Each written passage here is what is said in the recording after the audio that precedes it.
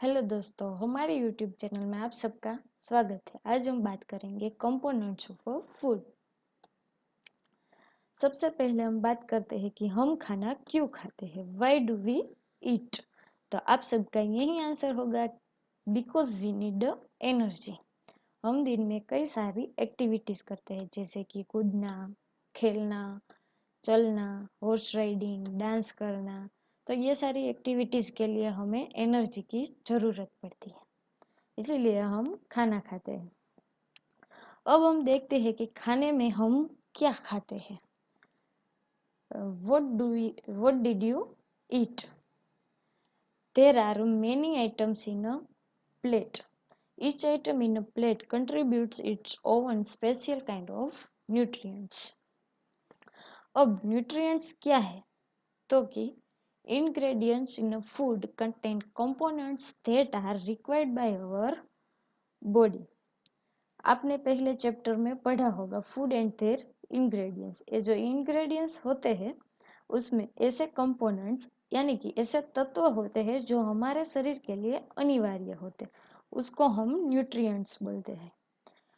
The components of balanced diet are carbohydrates, proteins, vitamins, fats, fibres, water and minerals.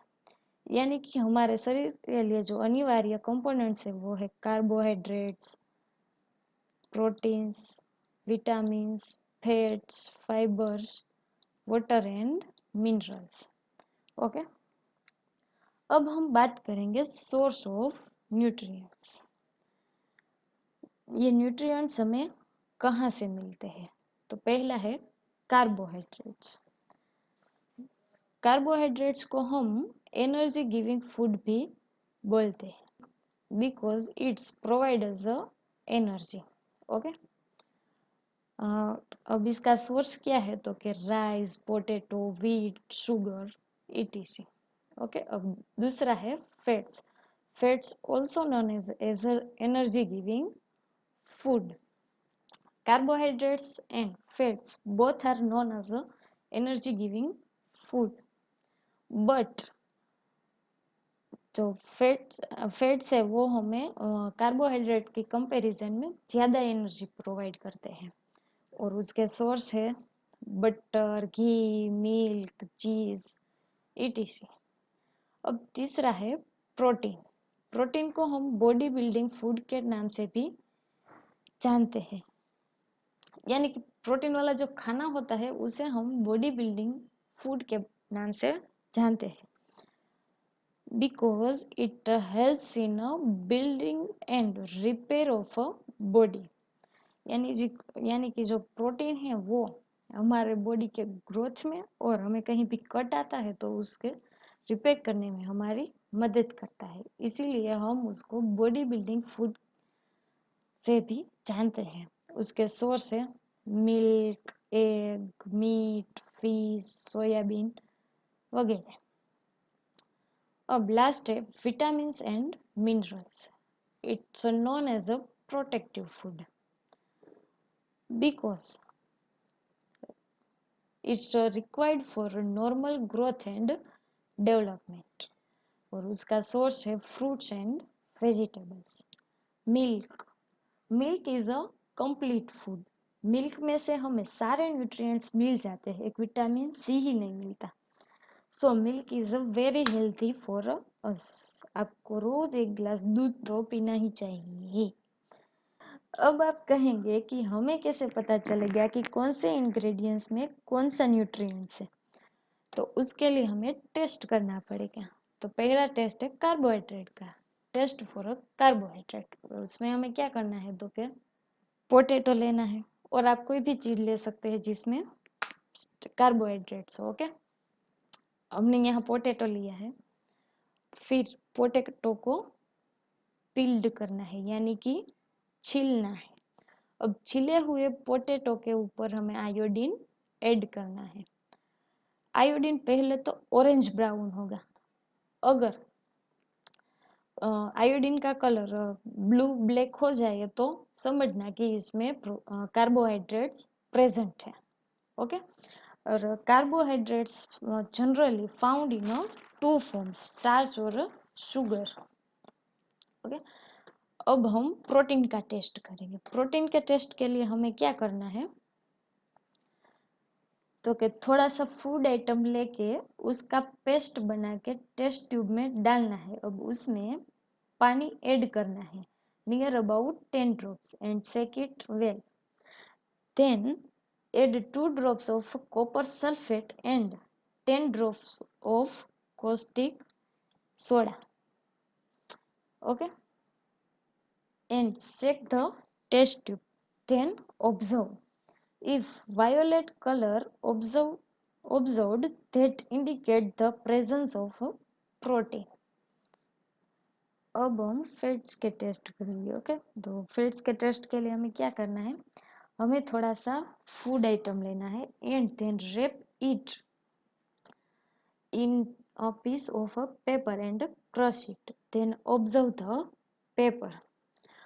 Oily patch on the paper indicates tests for fats.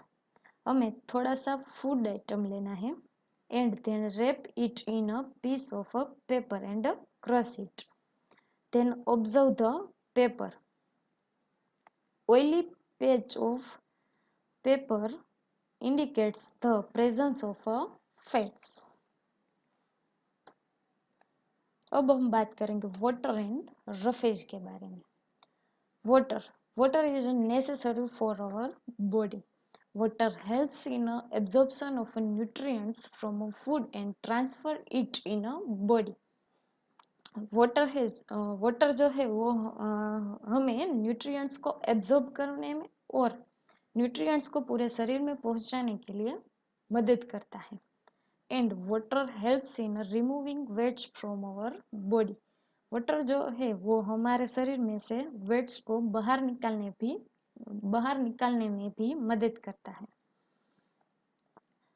अब है roughage. Roughage is also known as a dietary fibre.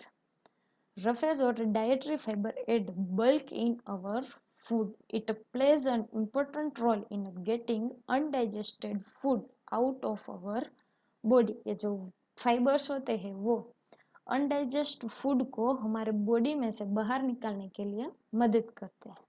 अब हम बात करेंगे deficiency disease के बारे में. हमने आगे कहा था कि हम विटामिन के बारे में बाद में बात करें. विटामिन की कमी की वजह से होने वाले डिसऑर्डर के बारे में हम बात करेंगे. विटामिन ए की कमी की वजह से हमें लॉस ऑफ विजन होता है, यानी कि हमारी दृष्टि जो होती है वो कमजोर हो जाती है और नाइट ब्लाइंडनेस हो जाता है, यानी कि हमें रात में बिल्कुल दिखाई नहीं देता.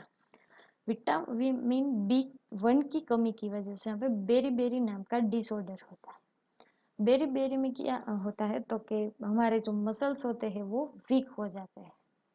अब विटामिन सी की वजह से हमें स्कर्वी नाम का डिसऑर्डर होता है. स्कर्वी के सिम्टम्स है ब्लीडिंग गम्स, यानी कि मसूड़ों में से खून निकलना.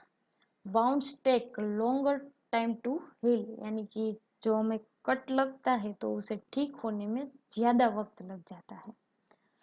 अब विटामिन डी की कमी की वजह से हमें रिकेट्स होता है.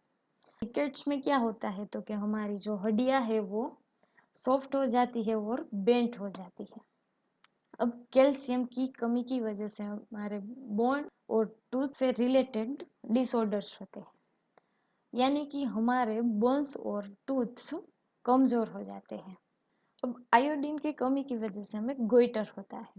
गोइटर के सिम्टम्स है glands in the neck appear swollen, यानी कि जो गर्दन की ग्लैंड्स है वो सूज जाती है, उसमें सूजन आ जाती है. एंड बच्चों में मेंटल डिसेबिलिटी हो जाती है. अब आयरन की कमी की वजह से हमें एनीमिया होता है और एनीमिया के सिम्टम्स है वीकनेस, हमारे शरीर में कमजोरी आ जाती है. अब हम बात करेंगे बैलेंस डाइट के बारे में. A balanced diet is defined as one which contains different items of food in a such quantity and proportion that the need of all the nutrients is adequately met.